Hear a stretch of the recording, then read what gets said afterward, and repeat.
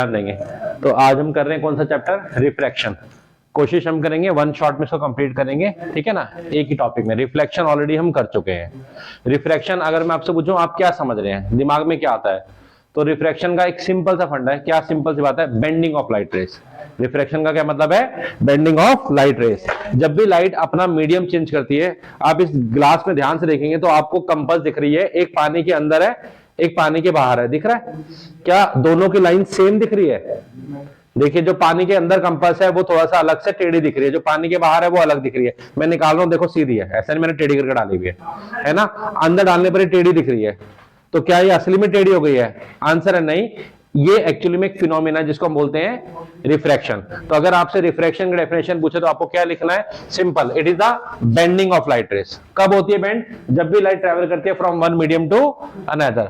What is refraction? Simple, दो तीन word keyword याद कर लो, बेंडिंग ऑफ लाइट रेस, और कब करती है? When it travels from one medium to another. Sir ऐसा क्या हो गया जो ये बेंड कर रही है, या ऐसा क्यों दिखाई दे रहा है? तो इसके पीछे एक ही वजह है, कॉज ऑफ रिफ्रैक्शन है स्पीड ऑफ लाइट। क्या वजह है? स्पीड ऑफ लाइट बदल जाती है। अभी ये जो कंपास के अंदर, जो कंपास पानी के अंदर पड़ा है, उसमें से जो लाइट की रेज आ रही है उनको पानी में ट्रेवल करना पड़ रहा है, उनको ग्लास में, इधर ध्यान दो, पानी में, ग्लास में, और फिर आपके पास एयर में आ रही है। जबकि ये जो ऊपर वाली लाइट रेज है सीधा एयर से ट्रेवल कर रही है। एयर में लाइट की स्पीड बहुत ज्यादा होती है, 3 × 10⁸ मीटर पर सेकेंड, जबकि वाटर में और ग्लास में थोड़ी स्पीड कम हो जाती है। तो हो क्या रहा है, जो लाइट के फोटोन्स या पार्टिकल्स आपकी आंखों पर यहां से एयर से आ रहे हैं वो जल्दी जल्दी आ रहे हैं, जो पानी के अंदर से आ रहे हैं और ग्लास में वो धीरे धीरे आ रहे हैं। तो वो आगे पीछे इमेज बन रही है, इसीलिए आपको क्या दिख रहा है? बेंडिंग। ओके, तो रिफ्रैक्शन हमें क्लियर हो गया। What do you mean by refraction? Simple, bending of light race. Light rays का बेंड हो जाना। कब? जब भी अपना मीडियम चेंज करेगी। इसका मेन वजह है स्पीड। अलग अलग स्पीड है लाइट की, मैंने लिखी हुई है। एयर या वैक्यूम में सबसे फास्ट चलती है लाइट 3 × 10⁸ मीटर, वाटर में थोड़ा स्लो हो जाती है 2.25, ग्लास में और स्लो हो जाती है। ओके, इसी से रिलेटेड टर्म है optical rarer and optical denser medium. Simple, optical rarer medium ऐसा मीडियम जिसमें लाइट फास्ट चले उसको बोलते हैं ऑप्टिकली रेयर मीडियम, और ऐसा मीडियम जिसमें लाइट स्लो चले उसको बोलते हैं ऑप्टिकली डेंसर। अगर आप यहां पर कंपेयर करेंगे इन दोनों को तो देखिए, ये स्पीड लाइट की एयर में फास्ट है तो मैं बोलूंगा ऑप्टिकली रेयर मीडियम है, जबकि वाटर कंपैरेटिवली स्पीड स्लो है, ऑप्टिकली डेंसर मीडियम है। अगर मैं इन दोनों को कंपेयर करूं तो एयर या वैक्यूम ऑप्टिकली रेयर मीडियम है, लाइट फास्ट चल रही है, ये ऑप्टिकली डेंसर है। लेकिन फिक्स नहीं है। अगर मैं इन दोनों कंपेयर करूं, ध्यान से देखो, लाइट वाटर में यहां पर क्या हो गया, अब इसको 2 मिनट हट जाते हैं तो ये 2.25 2.0, मतलब अगर हम इन दोनों कंपेयर करेंगे तो वाटर रेयर मीडियम हो गया और ग्लास डेंसर मीडियम हो गया। तो ये कोई फिक्स नहीं है कि भाई रेयर फिक्स है डेंसर फिक्स है, नो फिक्स, ठीक है। तो ऐसा मीडियम दो दे रखे हैं जिसमें लाइट फास्ट चल रही है, वो क्या है? ऑप्टिकल रेयरर और ऑप्टिकल डेंसर। सर क्यों पढ़ रहे हैं, ऐसा क्या इंपॉर्टेंस है? भाई जब भी लाइट रेयरर से डेंसर मीडियम में जाएगी, रेयरर से डेंसर में, तो क्या करते हैं आप, क्या पढ़ते हैं? It will bend towards normal, वो नॉर्मल की तरफ बेंड हो जाएगी। और जब भी लाइट डेंसर से रेयरर में जाएगी तो क्या होगा? It will bend away from normal. तो बेंडिंग के रूल को समझने के लिए ऑप्टिकली रेयरर और ऑप्टिकल डेंसर समझना जरूरी है। यानी कि जब भी लाइट एयर से ग्लास में जाएगी, रेयरर से डेंसर में, कहां मुड़ेगी? Towards the normal. लेकिन जब भी ग्लास से वापस एयर में आएगी तो कहां मुड़ेगी? Away from the normal. Okay, एक टर्म मैंने और लिखे यहां पर, ऑप्टिकल डेंसिटी और मास डेंसिटी। ये दोनों अलग अलग टर्म है, दोनों को सेम नहीं समझना। ऑप्टिकल डेंसिटी और मास डेंसिटी में डिफरेंस है। जरूरी नहीं है जो चीज ऑप्टिकली डेंसर हो मास वाइज भी डेंसर हो। कोई एक एग्जांपल पूछे तो आपको एग्जांपल देना है ऑयल और वाटर का। ऑयल की ऑप्टिकल डेंसिटी वाटर से ज्यादा है, लेकिन मास डेंसिटी कम है, तभी तो तेल ऊपर तैरता पानी के। तो ये भी ध्यान रखना है, optical density and mass density are different term. जरूरी नहीं है किसी की ऑप्टिकल डेंसिटी ज्यादा हो तो मास डेंसिटी भी ज्यादा होगी। ऑयल और वाटर एग्जांपल दे सकते हैं। ओके, उसके अलावा रिफ्रैक्शन जब लाइट का एक ग्लास स्लैब से होगा तो कैसे होगा? एक कांच की स्लैब है आपके सामने, एक कांच का पीस है, उसको मैंने साइड से दिखाया है, उसकी थिकनेस टी है। तो अगर ये लाइट की रे आ रही है, ये सोर्स से आ रही है, ये इस पॉइंट पे टकराई, ये हमने दिखाया नॉर्मल, ये बीच के एंगल को बोलते हैं एंगल ऑफ इंसिडेंस। अगर ये ग्लास की ये स्लैब नहीं होती तो ये लाइट की रे इसी पाथ पर आगे बढ़ जाती। मैं स्लैब को थोड़ा और आगे बढ़ाता हूं, ये ग्लास स्लैब पूरा ऐसे चल रही है। अगर ये ग्लास स्लैब नहीं होती तो लाइट की रे ऐसे ही जाती, पर ग्लास स्लैब है तो लाइट की रे एयर से डेंसर में जाने तो कहां मुड़ेगी? Towards the normal. ये टुवर्ड्स दी नॉर्मल मुड़ गई है, ठीक है ना। रूल यही है ना, रेयर से डेंसर में कहां मुड़ेगी? Towards the normal. ये आई है, ये वाला एंगल हो जाएगा आर। इसके बाद लाइट अब ये ग्लास स्लैब के फिर से नीचे से बाहर निकल रही है, एयर में आ रही है। पहले ये ऐसे ग्लास स्लैब थी, ऊपर गई, मुड़ी, अब वापस आ रही है। तो अब ये कहां मुड़ेगी? इस पॉइंट पे। फिर दोबारा से एक नॉर्मल बनाइए, नॉर्मल तब 90 डिग्री। और अब ये कहां मुड़ेगी? अब ये मुड़ेगी अवे फ्रॉम द नॉर्मल। मतलब लाइट की रे इस पाथ पे ना जाकर ऐसे मुड़कर ऐसे चली जाएगी। इस फाइनल रे को हम बोलते हैं एमर्जेंट रे। इस एंगल को बोलते हैं एंगल ऑफ एमर्जेंस, ये आर होता है। लेकिन हम ये देखते हैं एमर्जेंट रे और ये जो इंसिडेंट रे थी, इनके बीच में गैप क्रिएट हो जाता है, डिस्टेंस कर जाता है, ये डिस्प्लेसमेंट आती है। इस डिस्प्लेसमेंट को बोलते हैं हम lateral displacement. What is lateral displacement? It is a perpendicular distance between the incident ray produced and emergent ray. Incident ray और एमर्जेंट रे पे ये किस पे डिपेंड करता है? Lateral displacement. तो ऐसा देखा गया है कि लेटरल डिस्प्लेसमेंट दो फैक्टर पे डिपेंड करता है। पहला फैक्टर है एंगल ऑफ इंसिडेंस, जितना बढ़ाएंगे उतनी बढ़ जाएगी। और दूसरा factor thickness of the glass slab पे भी डिपेंड करता है, जितनी कांच की स्लैब मोटी होगी उतनी ये रेस डिस्प्लेस हो जाएंगी। ओके, तो ये इसका एक एग्जांपल है। वैसे डे टू डे रिफ्रैक्शन आप कहां देखते हैं? जैसे अभी मैंने आपको दिखाया कि किसी पेंसिल को या किसी चीज को पानी में इमर्स करो, क्या दिख रही है? वो आपको बेंड दिख रही है। ओके, उसके अलावा आप देखते हैं कई बार ग्लास में लेमन्स, नींबू वगैरह पड़े रहते हैं, उनका साइज कैसे बड़ा हो जाता है ना? ये उसकी रिफ्लेक्शन है। पूल की डेप्थ आप देखते हैं, स्विमिंग पूल में आप उतरने लगते हैं, आपको लगता है अरे स्विमिंग पूल का बेड आ गया है, ठीक है, लेकिन वो असली में और नीचे होता है, मतलब आपको थोड़ा ऊंचा दिखा देता है। ये सब इसके एग्जाम्पल है। ये बेसिक हो गया। अब आते हैं लॉज ऑफ रिफ्रैक्शन पर। ये जो रेयर और डेंसर वाले, ये लॉ नहीं है। कई बार बच्चे इसको लॉ समझ लेते हैं। बेंडिंग का कंसेप्ट है कि भाई रेयर से डेंसर आएंगे तो कहां मुड़ेगी? टुवर्ड्स। लॉ दो है, पहला लॉ तो सेम ही है, रिफ्लेक्शन वाला ही। क्या लॉ है? Incident ray, reflected ray and normal all lie in the same plane. ये तो कोई बड़ी बात नहीं है, बस ध्यान रखना रिफ्रैक्शन में रिफ्रैक्टेड रे लिखना, रिफ्लेक्टेड मत लिख देना। दूसरा लॉ स्नेल्स लॉ इंपॉर्टेंट है, इसी में कंफ्यूजन होता है, इसी के मैंने बच्चे फंसते हैं। तो ध्यान से सुनिए, स्नेल्स लॉ क्या है? Snell's law is the ratio of sine of angle of incidence upon में sine of angle of refraction, और इन दोनों का रेशियो एक कांस्टेंट होता है। ये स्नेल्स लॉ। सर इसका क्या मतलब है? अगर ये ग्लास स्लैब है, इस पर मैं लाइट की रे गिराऊंगा अलग अलग एंगल पर, आई पर, तो अलग अलग आर मिलेंगे। अलग अलग आई और अलग अलग आर की जब हम साइन के साथ वैल्यू निकालेंगे तो उनके कुछ रिजल्ट्स आएंगे। आप ये एक्सपेरिमेंट 1000 बार करो, 1000 बार आई लो, 1000 बार आर लो, लेकिन उनके रेशियो साइन की हमेशा एक फिक्स वैल्यू आएगी। वो फिक्स वैल्यू को हमने क्या बोला है? कांस्टेंट। शर्त यह है कि मीडियम सेम रहना चाहिए, यानी कि एक बार एयर और ग्लास यूज करें तो यही मीडियम कंटिन्यू चलना चाहिए। तो अगर आप ग्लास के सरफेस पर या एक मीडियम पर अलग अलग एंगल पर इंसिडेंटली गिरा रहे हैं, पहले कोई एंगल पे गिरा है तो अलग आर मिला, फिर आई चेंज कर दे फिर अलग आर मिला, ऐसे कितनी मर्जी बार आई चेंज करो, कितनी मर्जी बार आर चेंज करो, हर बार साइन आई और साइन आर का रेशियो एक फिक्स वैल्यू आएगी। उस फिक्स्ड वैल्यू को कांस्टेंट या रिफ्रैक्टिव इंडेक्स कहा जाता है। ये एक तरीका है किसी मीडियम का रिफ्रैक्टिव इंडेक्स निकालने का। तो this constant is known as, क्या बोलते हैं इसको? Refractive index. और रिफ्रैक्टिव इंडेक्स कुछ नहीं होता, एक मीडियम की लाइट को बेंड करने की कैपेसिटी होती है। जैसे डायमंड का रिफ्रैक्टिव इंडेक्स बहुत ज्यादा है तो लाइट को बहुत ज्यादा बेंड करेगा। इसको नॉर्मली हम एक सिंबल न्यू ले लेते हैं, nu refractive index sine I upon में sine R. Okay, this is the refractive index. हालांकि इसको निकालने का और भी तरीका है, और ये दो तरह का होता है रिफ्रैक्टिव इंडेक्स भी। रिफ्रैक्टिव इंडेक्स दो तरह का होता है, यही कर दूं, एक होता है एब्सोल्यूट रिफ्रैक्टिव इंडेक्स और एक होता है रिलेटिव। तो रिफ्रैक्टिव इंडेक्स को हम दो तरीके से रिप्रेजेंट कर सकते हैं, एक होता है एब्सोल्यूट और एक होता है रिफ्रैक्टिव। किसी मीडियम का refractive index with respect to air और वैक्यूम। ये मैंने क्या लिखा है? मैंने लिखा है refractive index of medium with respect to C, मतलब एयर। मतलब जब लाइट एयर से मीडियम में जा रही है तो ऐसे रिफ्रैक्टिव इंडेक्स को बोलेंगे हम एब्सोल्यूट रिफ्रैक्टिव इंडेक्स। ओके, क्या बोलेंगे? एब्सोल्यूट। और इसका फॉर्मूला आप इन टर्म्स ऑफ स्पीड भी लिख सकते हैं, c अपॉन में v। और अगर लाइट मीडियम 1 से 2 में जा रही है, मतलब एयर या वैक्यूम नहीं है, 1 और 2 मीडियम आपस में, तो इसको बोलते हैं रिलेटिव रिफ्रैक्टिव इंडेक्स, और इसका फॉर्मूला है v1 अपॉन में v2। क्लियर? तो रिफ्रैक्टिव इंडेक्स अगर हम सारा कनेक्ट करें तो रिफ्रैक्टिव इंडेक्स एक तो आपका फॉर्मूला हो गया क्या? Sine I by sine R. Suppose मैं ये लिख रहा हूं किसी विद रिस्पेक्ट टू एयर लिख रहा हूं, ओके, किसी मीडियम का, तो यहां पर क्या लिखेंगे? Velocity of light in air, C लिख लेते हैं उसको, अपॉन में velocity of light in medium. Refractive index दो तरह का, एक कौन सा? रिलेटिव और एक एब्सोल्यूट। अगर किसी मीडियम का refractive index with respect to air निकाला जाए, मतलब लाइट एयर से जाए वैक्यूम में जा रही है, तो एब्सोल्यूट बोलेंगे। वेलोसिटी ऑफ लाइट को हम लैम्डा इनटू फ्रीक्वेंसी टर्म में लिखते हैं, तो ये wavelength in air into frequency ऐसे भी लिखा जा सकता है, ये wavelength in medium into frequency ऐसे भी लिखा जा सकता है। वेवलेंथ तो चेंज हो जाती है लेकिन फ्रीक्वेंसी चेंज नहीं होती, इसलिए फ्रीक्वेंसी को हम कैंसिल करके ये भी लिख सकते हैं। तो रिफ्रैक्टिव इंडेक्स के इतने सारे फॉर्मूले हैं।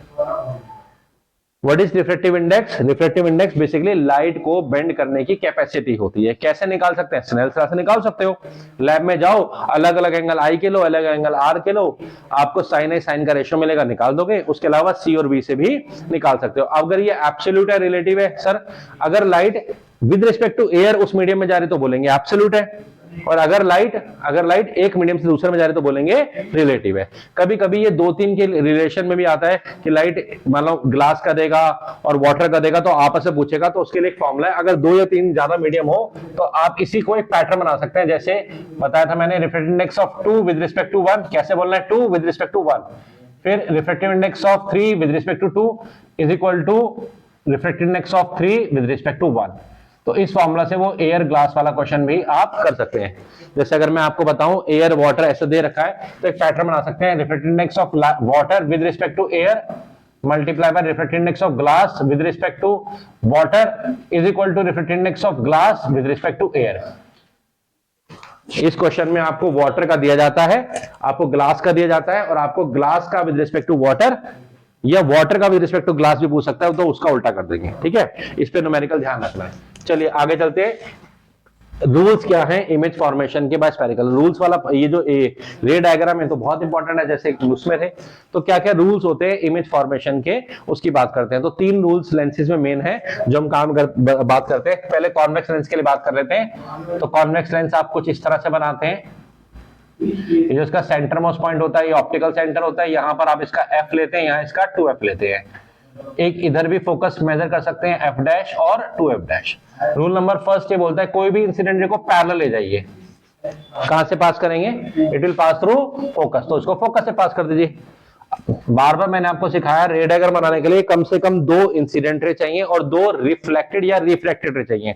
तो जितने भी रूल्स हैं कम से कम 2 रूल तो लगाने पड़ेंगे। तो रूल नंबर फर्स्ट क्या हुआ? इंसिडेंट रे अगर आप पैरेलल ले जाएंगे तो उसको कहां से पास करेंगे? फोकस से, मतलब आपको एक रिफ्लेक्टेड रे तो मिल गई, कम से कम 2 चाहिए। तो रूल नंबर 2 आप क्या लगा सकते हैं? अगर आप किसी इंसिडेंट रे को, मान लीजिए ये ऑब्जेक्ट है, ऑप्टिकल सेंटर से ले जाएंगे, ऑप्टिकल सेंटर से, तो ये अपने पाथ को अनडिवाइडेड ऐसे ही पास हो जाएगी। तो एक रूल आप लगा सकते हैं पैरेलल फोकस से पास करो, एक ऑप्टिकल सेंटर पास कर दो। एक रूल नंबर 3 भी है, अगर आपने फोकस से पास करा तो क्या होगा? इट विल बिकम पैरेलल, वो क्या हो जाएगी?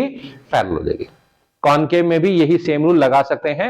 ओके, बस कॉनकेव का काम है डाइवर्जिंग करने का, इसका काम है कन्वर्जिंग करने का। क्लियर है? जैसे रूल नंबर फर्स्ट कॉनकेव के बता देता हूं। अगर आप कॉनकेव लेंस की बात करेंगे, ऐसा एक लेंस बनाएंगे, ये ऑप्टिकल सेंटर हो गया, ठीक है, ओ ये फोकस हो गया, एफ यहाँ एफ डैश। तो रूल नंबर फर्स्ट, अगर एक रे इन पैरेलल जाएगी, कहां से पास होगी? ऐसे जाएगी ना, डाइवर्ट करेगा, लेकिन लगेगा कहां? लगेगा कहां से आ रही है? फोकस से आ रही है। इसमें अगर रूल नंबर 2 लगाना जाए तो एक रे को ऑप्टिकल सेंटर से डायरेक्शन भेज सकते हैं, और रूल नंबर 3 अगर फोकस की डायरेक्शन में जाएंगे तो क्या बन जाएगी? पैरेलल बन जाएगी। तो 3 में से कोई भी 2 रूल बना के आप रे डायग्राम लगा सकते हैं। अब रे डायग्राम पे आते हैं। रे डायग्राम के कॉन्वेक्स लेंसेज के 6 केसेस हैं, क्योंकि 6 पोजीशन होती है और कॉनकेव के 2 होते हैं। तो मैं सारी पोजीशन दिला रहा है, 1-2 केस दिलाता हूं। जैसे रे डायग्राम फर्स्ट कॉन्वेक्स लेंस का केस 1 कर लेते हैं। केस 1 कौन सा होता है जी? जब आपका ऑब्जेक्ट कहां होता है? एट इंफिनिटी पर। तो ये हमारा एक कॉन्वेक्स लेंस है। आप इसको मेजर करके बना सकते हैं। एफ और 2f का डिस्टेंस बराबर रखना। फॉर एग्जांपल 2 सेंटीमीटर 2 सेंटीमीटर, इधर भी 2 सेंटीमीटर, इधर भी 2 सेंटीमीटर। ठीक है। रूल नंबर 1 पहला क्या है? ऑब्जेक्ट कहां पर है? इंफिनिटी पर। इंफिनिटी पर ऑब्जेक्ट नहीं दिखाते, रेज दिखाते। तो मान लीजिए यहां से रेज आ रही है, ये पैरेलल रे कहां से पास हो गए? It will pass through focus. Rule number first लग गया, incident ray parallel to principal axis passes through focus. एक रे ओवर आप ले आइए प्रिंसिपल एक्सिस के नीचे तरफ से, ये भी पैरेलल है, कहां से पास हो गया? It will pass through focus. दोनों रेस आपने देखा फोकस पर मिल गई है। जब भी रेस फोकस पर मिलती है, असली में मिलती हैं, ऐसी इमेज का नेचर होता है रियल और इन्वर्टेड। तो ये इमेज क्या नेचर आपको पता होना चाहिए। नेचर क्या बना है? रियल और साथ साथ में इन्वर्टेड। पोजीशन कहां बनी है ऑब्जेक्ट की? At focus. और साइज आप देख रहे हैं कैसा बना है? Point size. ओके। ऐसे इसका सेकंड केस, आप ऑब्जेक्ट को 2f डैश पे रखेंगे, सेम साइज मिलता है। फिर बीच में ले आते हैं f dash to f dash पर, फिर f डैश पर, और एक लास्ट केस होता है between o and f dash. वो केस भी मैं आपको करा देता हूं। केस नंबर कौन सा? वो केस नंबर 6, वो भी कर लेते हैं। तो आपने ऐसे लेंस बनाया, ठीक है, ये आपका ऑप्टिकल सेंटर, ये आपका एफ, यहाँ 2f, इधर आपका एफ डैश, इधर आपका 2f डैश। ओके, ये अब आपका ऑब्जेक्ट हो गया। एक रह गई पैरेलल, बताइए कहां से पास करें इसको? फोकस से। रूल नंबर 2, ऑप्टिकल सेंटर से जाएगी तो ऐसे ही चली जाएगी। अब आप देखिए दोनों रेस डाइवर्ज हो रही है, मुझे इधर मिला के कोई फायदा ही नहीं है। ऐसे केस में हम क्या करते हैं, रेस को बैकवर्ड डायरेक्शन में प्रोड्यूस करते हैं। दोनों रेस यहाँ प्रोड्यूस कहीं मिलती हुई दिख रही है, ये हमारी इमेज बन गई।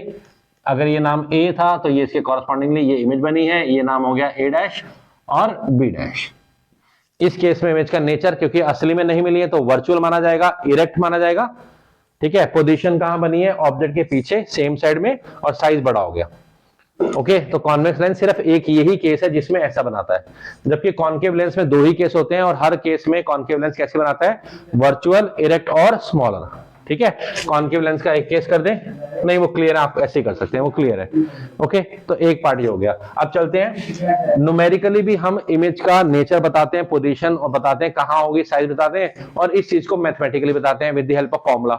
तो 2 फॉर्मूला चैप्टर में हमारे पास, एक है लेंस फॉर्मूला और एक है मैग्निफिकेशन फॉर्मूला। मिरर फॉर्मूला है लेकिन मैं रिफ्रैक्शन की बात कर रहा हूं। एक है लेंस फॉर्मूला। लेंस फॉर्मूला क्या है? Lens formula is the relationship between focal length, image distance and object distance, बल्कि इनका रेसिप्रोकल है। ओके, और एक मैग्निफिकेशन फॉर्मूला साइज बताने के लिए, ये होता है हाइट ऑफ इमेज अपॉन में हाइट ऑफ ऑब्जेक्ट। सॉरी, यहां माइनस है तो यहां पर प्लस होगा v bye you.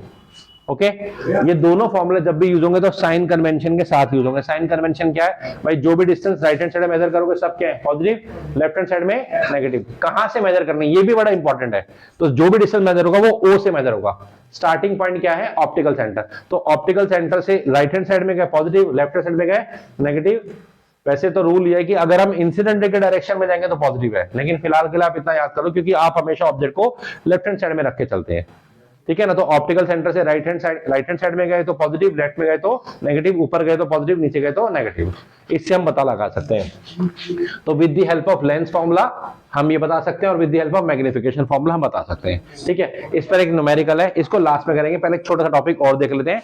Last topic में पावर ऑफ द लेंस पे, लेंस की पावर से आप क्या समझते हैं? तो कोई लेंस राइट अपने ऊपर पड़ने रेस को बहुत जल्दी से दबा देता है। यहां देखते हैं, एक लेंस है से L1, इसके ऊपर कोई रेस यहां पर ऐसे फॉल करी और ये इसने ऐसे दबा दी, यहां इस पॉइंट तक दबाया।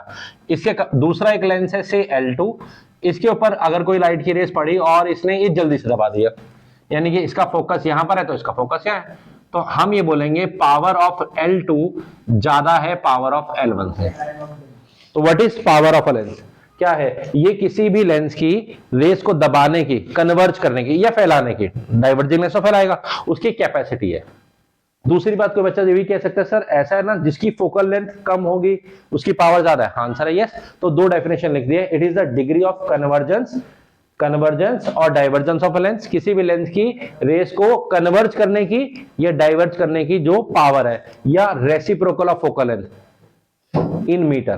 ध्यान रखना, पावर को कैसे निकालना है? Reciprocal of focal length in metre. इसीलिए पावर का फॉर्मूला है 1 upon P is equal to 1 upon F। P is equal to 1 upon F। Focal length should be in metre. Metre में क्यों नहीं चाहिए? क्योंकि पावर आप हमेशा डायोप्टर में देते हैं। डायोप्टर उसके सही यूनिट है, तो अगर यहां सेंटीमीटर लेंगे तो डायोप्टर में आंसर नहीं दे सकते। तो आपको फोकल लेंथ किस में लेनी है? मीटर में। और अगर बहुत बार आता है डिफाइन करो 1 डायोप्टर को, ये ऐसा यूनिट, तो बड़ा डिफाइन यहां से बन जाएगा, बड़ा सिंपल है। अगर किसी लेंस की फोकल लेंथ 1 मीटर है तो ये 1 ऊपर भी 1 है, 1 अपॉन 1 यहां पर क्या आएगा 1, तो पावर क्या हो जाएगी 1 डायोप्टर। तो define 1 dioptre, the power of a lens is said to be 1 dioptre which has focal length equal to 1 metre. Simple.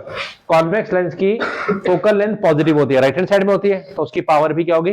Positive. Concave lens की फोकल लेंथ नेगेटिव होती है, उसकी पावर भी नेगेटिव होगी। तो पावर के साइन के आगे प्लस या माइनस लगाए, इससे आप बता सकते हैं कॉन्केव लेंस है या कॉन्वेक्स। और जरूरी नहीं हर बार एक ही लेंस की पावर निकालनी हो, कई बार ये होता है बहुत सारे लेंसेस हम साथ साथ रख देते हैं बिना गैप के, तो उसको हम बोलते हैं एक कॉम्बिनेशन बन गया है, और उस केस में हम power of combination of lens निकालते हैं, जो कि सभी पावर्स का सम करके आता है, P1 plus P2 plus P3 up to Pn। ध्यान रखना इस फॉर्मूला में साइन बड़े इंपॉर्टेंट है। अगर किसी का पावर का साइन +2 है और दूसरे का पावर का साइन -3 है, तो +2 प्लस -3 आंसर -1 डायोप्टर आएगा। क्लियर?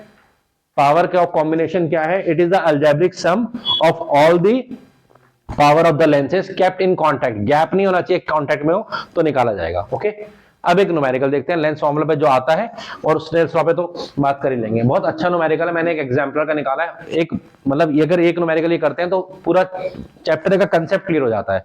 देखिए न्यूमेरिकल कितना इंटरेस्टिंग है। ये कह रहे हैं कि ये नीचे स्केल रखा हुआ है, 0 से लेकर 100 तक का स्केल है, और पहले हमने स्केल रखा और उसके ऊपर सेटअप बनाया, और इन डिस्टेंस पर कुछ चीजें रखते चले गए। जैसे 12 सेंटीमीटर पर हमने एक ऑब्जेक्ट रख दिया, एग्जाम्पल बोलते हैं कैंडल रख दिए, हमने ऑब्जेक्ट रख दिया। फिर 50 सेंटीमीटर पर आए तो हमने लेंस रख दिया, और 88 सेंटीमीटर हमने देखा इमेज बन रही है, हमने स्क्रीन रख दी है।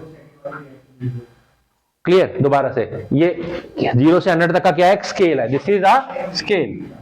और इस स्केल के हिसाब से 12 सेंटीमीटर पे 12 पर हमने एक ऑब्जेक्ट रखा है, 50 पर हमने एक लेंस रखा है, और 88 पर हमने क्या रखा है? स्क्रीन रखी है, क्योंकि स्क्रीन पर इमेज बन रही है। पहली बात तो स्क्रीन पर इमेज बन रही है, तो एक रियल इमेज है, राइट हैंड साइड बन रही है। अब आपसे पूछ रहा है फोकल लेंथ बताइए, ए पार्ट में फोकल लेंथ ऑफ लेंस। अब बच्चे इसमें क्या करेंगे? बहुत जल्दी यू को लिख लेंगे 12, जबकि यू 12 नहीं है। यू क्या होता है? यू ऑब्जेक्ट डिस्टेंस होता है। कहां से मेजर किया जाता है? तो आंसर सर लेंस से मेजर किया जाता है। इस पॉइंट पर ये ऑप्टिकल सेंटर है, ठीक है ना? इसको मैं सी लिख देता हूं क्योंकि ऑलरेडी मैंने ओ लिखा हुआ है। इस पॉइंट पर खड़े होकर आपको इधर जाना है। तो अगर आप यहां से इधर जाएंगे तो ये ऑब्जेक्ट है, ये पूरा 50 है, ये 12 है, तो ये डिस्टेंस 38 है। Be very very clear. Object distance कितना है? 38। ऑब्जेक्ट डिस्टेंस क्या होता है? ये क्वेश्चन यही समझाने की कोशिश कर रहा है। ये object distance between lens and object होता है, ये नहीं स्केल का डिस्टेंस होता है ना? और फिर देखिए यहां से यहां इमेज बन गई है, ये इमेज बन गई है, स्क्रीन रखी है, जहां इमेज बन गई है, ये क्या होता है? Image distance. तो आपको इस क्वेश्चन के फर्स्ट पार्ट के लिए u और v गिवन है। u कितना गिवन है? बोलो 50 माइनस 12 कितना हो गया? 38, लेकिन विद नेगेटिव साइन। क्यों नेगेटिव? क्योंकि ऑप्टिकल सेंटर से लेफ्ट मेजर कर रहे हो। आपको v भी गिवन है, v कितना है? प्लस के 38 सेंटीमीटर। सर कैसे? ये देखो स्क्रीन कितने पर है? 88 पर, और यहां से 50 पे लेंस है, तो बीच में कितना हो गया? 38।